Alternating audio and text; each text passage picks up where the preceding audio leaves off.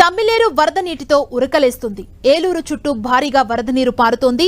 చింతలపూడి మండలం నాగిరెడ్డిగూడెం వద్ద తమ్మిలేరు రిజర్వాయర్లోకి ఎగువ నుంచి భారీగా వరద నీరొచ్చి చేరుతోంది.